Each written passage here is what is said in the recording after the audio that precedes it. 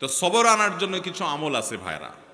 Number ১, আপনার ভিতরে সবর আনার জন্য আপনি প্রতিনিয়ত আল্লাহ রাব্বুল আলামিনের কাছে দোয়া করবেন যে আল্লাহ আপনি আমাকে সবর এবং ধৈর্য ধারণ করার তৌফিক দান করেন। যে কোনো বদামল দূরের জন্য আল্লাহ তাআলার কাছে পানাহ চাইতে হয়। নবী আলাইহিস সালাম পানাহ চাইতেন, এই জন্য আল্লাহর কাছে দোয়া করতে হবে।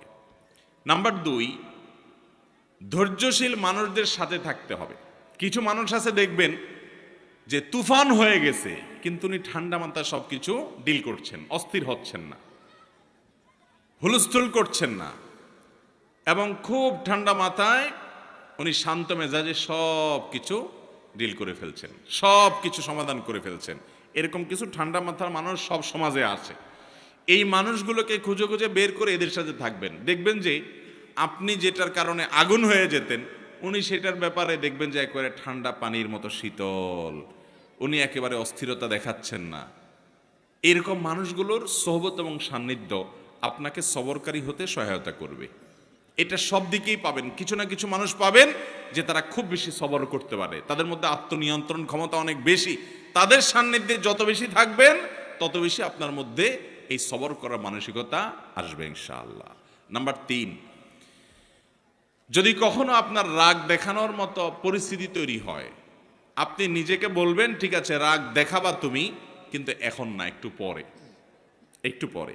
যদি কিছু সময় ক্ষেপণ করতে পারেন, এরপরে যদি রাগ করেনও, সেই রাগটা হবে ব্যালেন্সেড রাগ, সেটাতে বেসবরির কোনো কিছু থাকবে না, একেবারে সেটা দেখবেন যে ভারসাম্যর সাথে আপনি একেবারে রাগ করতে পারবেন, যে রাগে ক্ষতিকর কিছু হবে না। আর যদি যখন হট মেজাজ হলো না এখনই আমি এটা দেখে ছাড়বো, তাহলে শেষ, আপনি আর সামনে আগাইতে পারবেন না। যত বদমেজাজি মানুষ আছে এরা দেখবেন যে তৎক্ষণাৎ কিছু একটা করে ফেলতে চায়। যদি তারা সবর করে নিজেকে আটকে রাখতে পারে যে ঠিক আছে করব, আর একটু পরে, একদিন পরে করেন, দেখবেন রাগ অটোমেটিক অর্ধেকে নেমে গেছে। কথা কি বুঝাতে পারছি? নাম্বার ৪,